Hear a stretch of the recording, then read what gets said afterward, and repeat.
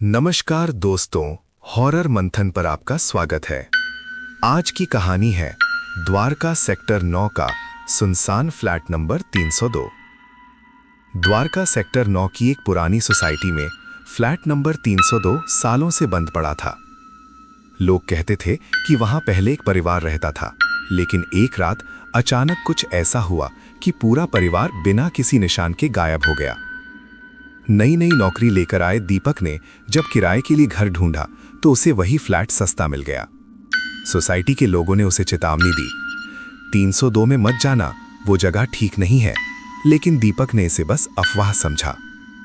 पहली रात सब ठीक था, लेकिन ठीक रात 2:30 बजे उसे किसी के चलने की आवाज सुनाई दी। ठक ठक ठक, जैसे कोई उसके कमरे के बाहर धीरे धीरे चल रहा हो। दीपक ने दरवाजा खोला। बाहर कोई नहीं था, लेकिन फर्श पर गीले पैरों के निशान बने हुए थे जो सीधे बाथरूम की तरफ जा रहे थे। अगली रात वही आवाज फिर आई, इस बार और भी करीब। दीपक ने डरते हुए बाथरूम का दरवाजा खोला।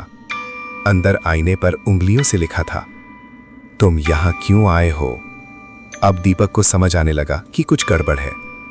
तीसरी रात लाइट अपने आप बंद हो गई। कमरे में अंधेरा छा गया। तभी उसके पीछे किसी की ठंडी सांस महसूस हुई। धीरे धीरे एक आवाज आई, ये घर हमारा है। दीपक ने पीछे मुड़कर देखा, लेकिन वहां कोई इंसान नहीं था, बस एक धुंधली सी परछाई जिसकी आंखें चमक रही थीं। अगली सुबह सोसाइटी के गार्ड ने फ्लैट 302 का दरवाजा खुला देखा। अंदर कोई नहीं था, सिर्फ दीवार पर खून से लिखा था, अब वो भी यहीं रहेगा। तब से फ्लैट नंबर 302 फिर से बंद है और कहते हैं आज भी रात 2:30 बजे वहां से कदमों की आवाज आती है। दीपक के गायब होने के बाद फ्लैट नंबर 302 फिर से बंद कर दिया गया, लेकिन इस बार मामला और भी डरावना हो चुका था। सोसाइटी के गार्ड शंभू ने कसम खाकर कहा, मैंने अपनी आंखों से देखा था, सुबह 4 बजे फ्लैट 302 की बालकनी में कोई खड़ा था और वो दीपक था। लेकिन ये कैसे हो सकता था? दीपक तो गायब हो चुका था। कुछ दिनों बाद उसी फ्लैट को देखने एक नया किराएदार आया, संदीप। उसे इन सब बातों पर यकीन नहीं था। उसने कहा, भूत प्रेत कुछ नहीं होते, मैं यहीं रहूंगा। पहली रात सब शांत था, लेकिन जैसे ही घड़ी में 2:30 बजे वही आवाज फिर गूंजने लगी, ठक ठक ठक। संदीप ने हिम्मत करके दरवाजा खोला। इस बार गलियारे में एक इंसान खड़ा था। वो धीरे धीरे मुड़ा और संदीप की सांस रुक गई। वो दीपक था, लेकिन उसकी आंखें पूरी काली थीं। दीपक ने धीरे से कहा, तुम भी आ गए, अब तुम जा नहीं पाओगे। संदीप डर के मारे पीछे हटने लगा, लेकिन तभी उसके पीछे बाथरूम का दरवाजा अपने आप बंद हो गया।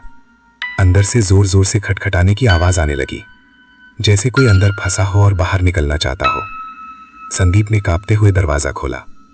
अंदर आईने में उसे खुद का चेहरा नहीं दिखा, बल्कि दीपक का चेहरा दिख रहा था, और पीछे से वही आवाज गूंजी, अब तेरी बारी है।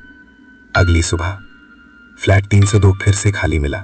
संदीप भी गायब था, लेकिन इस बार दीवार पर एक नहीं 2 नाम लिखे थे, दीपक, संदीप, और उनके नीचे लिखा था, हम अभी भी यहीं हैं। कहते हैं अब फ्लैट नंबर 302 में सिर्फ एक नहीं 2 परछाइयां घूमती हैं, और जो भी वहां जाता है वो कभी वापस नहीं आता। संदीप और दीपक के गायब होने के बाद फ्लैट 302 को हमेशा के लिए सील कर दिया गया। दरवाजे पर बड़ा सा ताला लगा दिया गया और किसी को वहां जाने की इजाजत नहीं थी। लेकिन डर यहीं खत्म नहीं हुआ। एक रात सोसाइटी के सेक्रेटरी तिवारी जी को मेंटेनेंस रिकॉर्ड चेक करते समय एक पुरानी फाइल मिली, फ्लैट नंबर 302 की पहली फैमिली की फाइल। उसमें लिखा था, इस फ्लैट में रहने वाले वर्मा परिवार के 3 सदस्य एक रात अचानक गायब हो गए, लेकिन केस कभी सॉल्व नहीं हुआ। लेकिन फाइल के आखिरी पेज पर कुछ और भी था, एक नोट जो शायद किसी ने जल्दी में लिखा था, ये घर नहीं है, ये एक दरवाजा है। तिवारी जी के हाथ कांपने लगे। अगली रात जिज्ञासा में वो फ्लैट 302 के बाहर पहुंचे। पूरा कॉरिडोर सन्नाटा था, लेकिन अंदर से हल्की हल्की फुसफुसाने की आवाज आ रही थी। ताला अपने आप खटक करके खुल गया। तिवारी जी धीरे धीरे अंदर गए। जैसे ही उन्होंने लाइट ऑन की, पूरा फ्लैट खाली था, लेकिन दीवारों पर सैकड़ों नाम लिखे हुए थे, कुछ पुराने कुछ नए। वर्मा परिवार, दीपक, संदीप और भी कई, जिनके बारे में किसी को पता नहीं था। तभी अचानक पीछे से दरवाजा बंद हो गया और कमरे में ठंडी हवा चलने लगी। आईने में तिवारी जी ने देखा, उनके पीछे 3 नहीं दर्जनों परछाइयां खड़ी थीं। एक आवाज गूंजी, हम यहां फंसे नहीं हैं, हम यहां बुलाते हैं। तिवारी जी भागने के लिए मुड़े, लेकिन दरवाजा गायब हो चुका था। अब वहां सिर्फ एक अंधेरा रास्ता था जो कहीं और जा रहा था। उसी समय बाहर सोसाइटी के गार्ड ने देखा, फ्लैट 302 की खिड़की में कई चेहरे एक साथ झांक रहे थे और उनमें एक नया चेहरा भी था, तिवारी जी का। अगली सुबह फ्लैट फिर से बंद मिला, लेकिन इस बार दीवार पर एक और नाम जुड़ चुका था, तिवारी, और नीचे लिखा था, ये फ्लैट नहीं एक रास्ता है। और अब अगला कौन आएगा? कहते हैं अगर आप कभी द्वारका सेक्टर 9 में फ्लैट नंबर 302 के पास से गुजरो और अंदर से कोई आवाज आपको बुलाए तो कभी अंदर मत जाना। तिवारी जी के गायब होने के बाद पूरी सोसाइटी में डर फैल गया। लोगों ने फ्लैट 302 के सामने अगरबत्ती जलानी शुरू कर दी। कुछ ने तो वहां से गुजरना भी बंद कर दिया। लेकिन कहानी यहीं खत्म नहीं हुई। कुछ दिनों बाद एक पैरानॉर्मल इन्वेस्टिगेटर कबीर उस फ्लैट की जांच करने आया। उसे ऐसी जगहों की सच्चाई जानने का जुनून था। उसने साफ कहा, या तो ये सब अंधविश्वास है या फिर आज सच्चाई सामने आएगी। रात 2:15 बजे कबीर ने कैमरा, वॉइस रिकॉर्डर और टॉर्च लेकर फ्लैट 302 का ताला खोला। जैसे ही वो अंदर गया, उसका कैमरा अपने आप ऑन हो गया। 2:30 बजे फिर वही आवाज, ठक ठक ठक, लेकिन इस बार आवाज सिर्फ एक जगह से नहीं, चारों तरफ से आ रही थी। कबीर ने रिकॉर्डर चालू किया और बोला, यहां कौन है? कुछ सेकंड सन्नाटा रहा। फिर रिकॉर्डर में एक साथ कई आवाजें कैद हुई, हम सब यहां हैं। अचानक कमरे की दीवारें हिलने लगीं और आईने में कुछ दिखने लगा। कबीर ने टॉर्च आईने पर डाली तो उसमें फ्लैट का कमरा नहीं बल्कि एक अंधेरी सुरंग दिख रही थी। उस सुरंग में दीपक, संदीप, तिवारी जी और कई लोग खड़े थे। सबकी आंखें काली, चेहरे डरावने, और वो सब एक साथ कबीर की तरफ देख रहे थे। तभी आईने से एक हाथ बाहर निकला और कबीर का कॉलर पकड़ लिया। कबीर चिल्लाया, लेकिन आवाज बाहर नहीं गई। उसका कैमरा जमीन पर गिर गया और रिकॉर्डिंग चालू रही। वीडियो में आखिरी जो दिखा वो था कबीर धीरे धीरे उस आईने के अंदर खींचा जा रहा था और उसके जाते ही आईना फिर से सामान्य हो गया। अगली सुबह पुलिस आई, जांच हुई, लेकिन कुछ नहीं मिला, बस कबीर का कैमरा।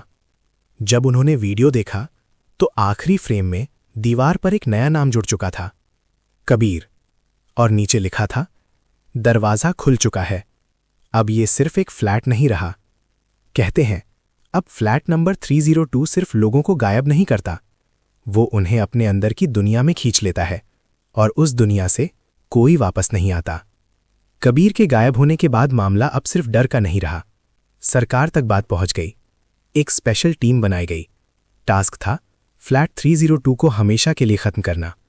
टीम लीड कर रहे थे अर्जुन, एक शांत लेकिन बहादुर ऑफिसर। उन्होंने साफ कहा, अगर ये जगह सच में कोई दरवाजा है तो आज ये बंद होगा, हमेशा के लिए। रात 2:25 पर अर्जुन और उनकी टीम फ्लैट के अंदर पहुंचे। इस बार उनके पास कैमरे, सेंसर और पूरी तैयारी थी। जैसे ही घड़ी ने 2:30 बजाए, पूरा फ्लैट कांपने लगा। दीवारों से आवाजें आने लगी, मत रोको, हमें बाहर आना है। आईना फिर से चमकने लगा और उसके अंदर वही काली सुरंग दिखाई दी, लेकिन इस बार सिर्फ परछाइयां नहीं थीं, बल्कि कुछ और, कुछ बहुत बड़ा। एक गहरी, भारी आवाज गूंजी, ये रास्ता अब बंद नहीं होगा। अर्जुन ने हिम्मत करके आईने के पास जाकर कहा, आज ये सब खत्म होगा। जैसे ही उन्होंने आईने को तोड़ने के लिए हथौड़ा उठाया, अचानक उनके सामने कबीर खड़ा हो गया। लेकिन वो कबीर नहीं था, उसकी आवाज बदली हुई थी। अगर ये टूट गया तो हम सब भी खत्म हो जाएंगे। अर्जुन एक पल के लिए रुके और तभी बाकी परछाइयां भी बाहर आने लगीं। पूरा कमरा अंधेरे से भर गया। अर्जुन ने आंखें बंद की और पूरी ताकत से आईने पर वार किया। धड़ाम! एक जोरदार चीख गूंजी, जैसे सैकड़ों आत्माएं एक साथ चिल्ला रही हों। पूरा फ्लैट हिलने लगा और फिर अचानक सब शांत हो गया। सुबह फ्लैट नंबर 302 अब पूरी तरह खाली था। कोई आवाज नहीं, कोई परछाई नहीं। दीवारें साफ थीं, सारे नाम गायब। ऐसा लग रहा था जैसे कुछ हुआ ही नहीं। टीम ने राहत की सांस ली, सब खत्म हो गया। लेकिन जब अर्जुन बाहर निकल रहे थे तो उन्होंने एक बार पीछे मुड़कर देखा। टूटा हुआ आईना जमीन पर पड़ा था। उसके एक छोटे से टुकड़े में अर्जुन को कुछ दिखा, एक काली परछाई जो धीरे धीरे मुस्कुरा रही थी, और उसी टुकड़े पर खून से लिखा था, दरवाजे बंद नहीं होते, बस जगह बदल लेते हैं। कहते हैं कुछ महीनों बाद दिल्ली के एक दूसरे इलाके में एक नया फ्लैट अचानक सस्ता मिलने लगा, फ्लैट नंबर 302। दोस्तों, आज की कहानी यहीं खत्म होती है। हम आपके लिए सच्ची हॉरर कहानी लाते रहेंगे। आपसे एक रिक्वेस्ट है, आप हमारे चैनल को सब्सक्राइब जरूर करें।